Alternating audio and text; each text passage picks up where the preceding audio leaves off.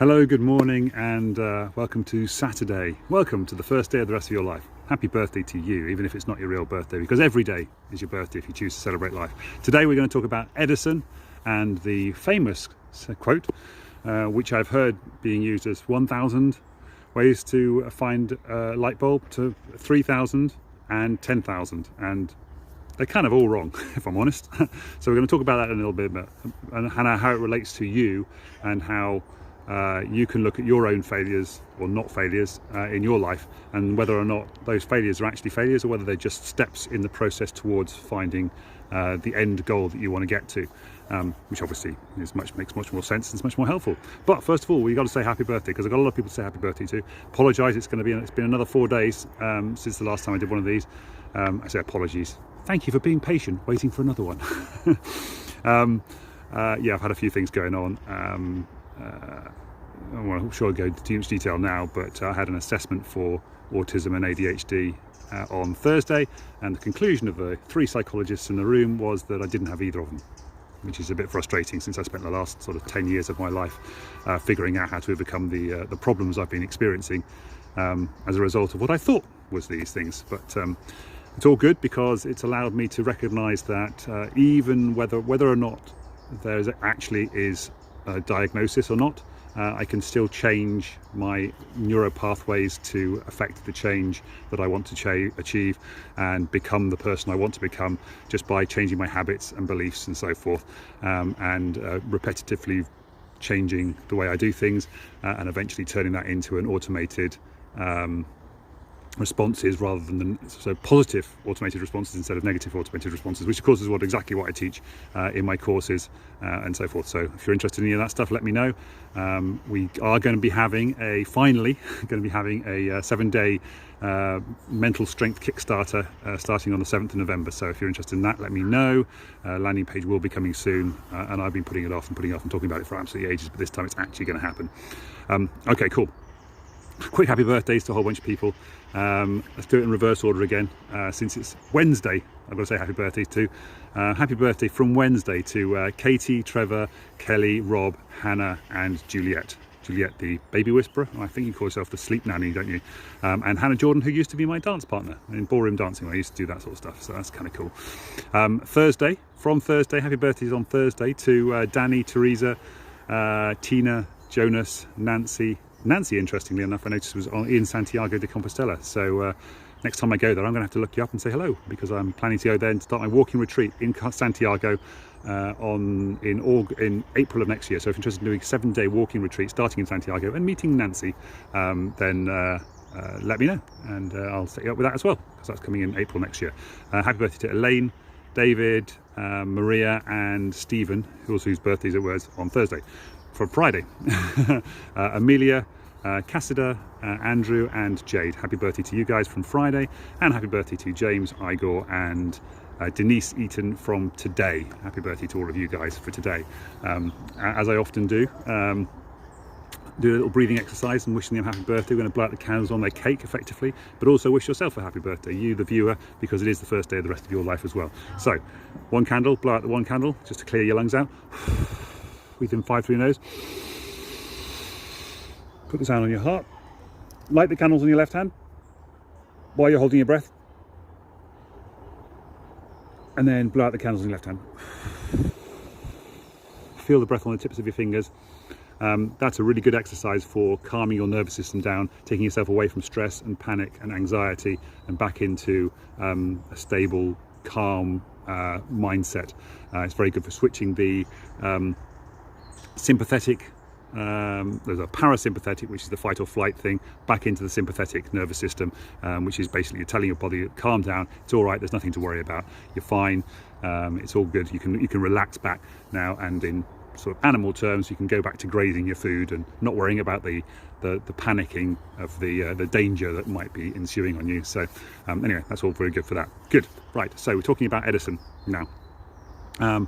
So the original quote is Edison didn't find 3,000 ways, didn't fail in making a light bulb 3,000 ways. He found 3,000 ways that didn't work before he created the light bulb. I can't remember what the exact quote is, but I've looked it up and it turns out that's actually not the real quote anyway.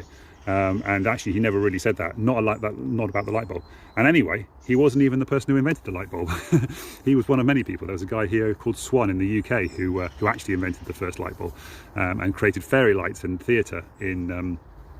That's where fairy lights come from, by the way, as well. It was a guy called Swan who invented fairy lights, which is basically the first lights that we had. I think could be slightly wrong on that one, but there is going to be a link in the description to an article which lays it all out and talks about the actual history of the invention of the light bulb. There was something to do with patents and stuff, and the guy Swan and Edison, I think, worked together as well for a while on creating a commercial light bulb. Which is the whole point of it. But there was a record, because there was no record of how many actual light bulbs he tried and tested and so forth, but there was a record for how many bamboo filaments, which was the big thing, and there was 2,774 bamboo filaments that they tested in the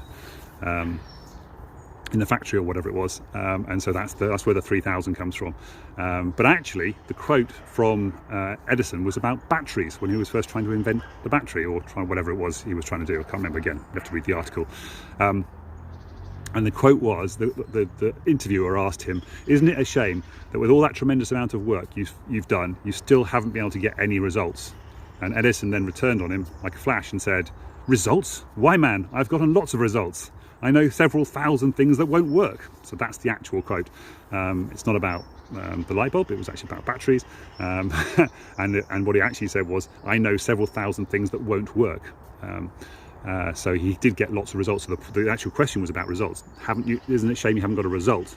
And it was like, yes, I've got lots of results. I've got lots of things that didn't work. And that's the point, because it's all about results. It's about what are you actually doing, and everything you do gets a result. It's a little bit like when people say there's no such thing as try. Well, there is, because you try and then you get a result.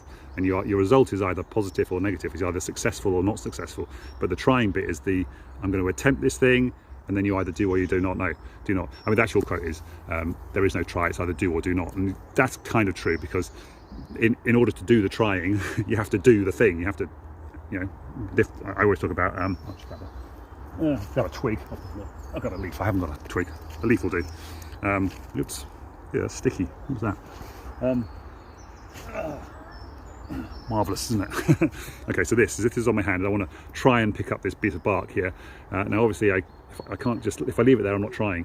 But if I actually do try to pick it up, I can try and fail. I can try and fail. I can try and fail. I just can't try and fail. So I am trying there, and I am failing.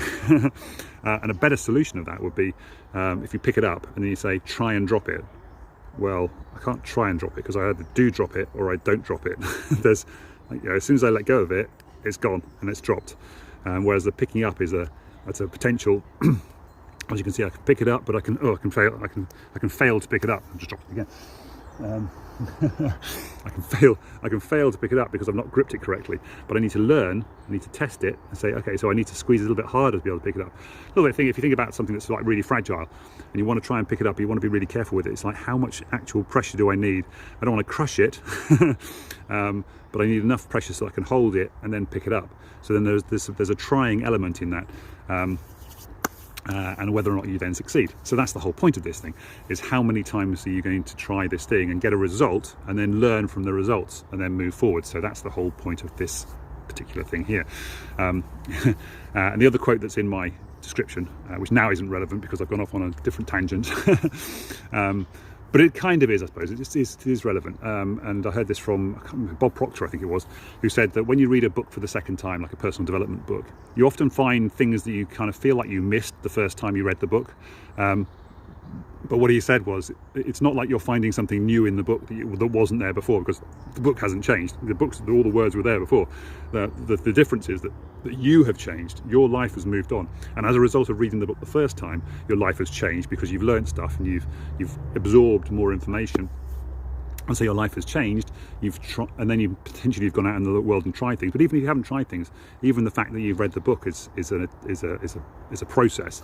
And then you can go back, reread the book. And of course, what you're seeing in the book now is new information that is now relevant to you, or more relevant to you, because of your life changes. What's happened in your life since you read the book the first time? Your life has moved on and changed slightly. And now you're in a position where the book actually has a different meaning to you, because you are a different person from when you read. So before you read the book, you were a certain person. You read the book, and then you became a new person because you've read the book and you got information, and then you had stuff that happened in your life, which may or may not have been impacted by the information you had in the book. But then when you go back to the book, you've still got more life that's happened over here, so when you reread the book, you've got different experiences to relate back to the book. So that's what's going on there, basically. So there you go. Did Edison find 3,000 failures, or did he have 3,000 steps to finding the correct incandescent light bulb that could be commercially viable, which is exactly what happened. But yes, so I went around a bit of a circle here, but I kind of, hopefully the message was good. So let me know in the comments below if you think the message was good, and how you feel about failure and results versus failure versus results, and trying things and versus doing things. Do you believe in the you can't try, or do you have a new realization about the word try now as well? Because there is a try, and then you learn, and then because you can learn, you get a result, and then you can try again, and then you can push something else. But you have to be able to do. You have to do. You can't just not do. You have to do. It's a little bit like, there's a little parable. It says there's a branch, and there's 6 frogs on the branch, and 3 of those frogs decide they're going to go into the pool and swim. How many frogs are left on the branch? Well, there's still 6, because the 3 that decided haven't actually jumped off into the water. They've just decided they're going to jump off the water. They haven't actually done it yet. They just, I'm going to go and have a swim. It's like, okay. But if you said there's 6 frogs on the branch, and 3 of them jumped off to go have a swim, how many are left? Now you've got 3 left. So yeah, it's the same thing. It's about deciding to do something and then actually doing the thing. A little bit like my landing page that I need to get done for my based on my walking retreat as well, in Santiago, and also for my 7-day mental strength Kickstarter, which is happening or starting on the 7th of November. So there you go. Okay, that's all from me for today. A little bit longer than I planned, but it is a Saturday and it's been 4 days since we spoke last time, so hopefully you'll forgive me for that. Take care, guys. Love you all. Have a lovely weekend. I will see you on Monday. Fingers crossed I'm back in my proper routine again now, which will be good, because I've got a lot of stuff going on at the moment that's not helpful for my morning routines. But I'm hoping I've sorted those things out now and we're back on track. Okay, bye for now.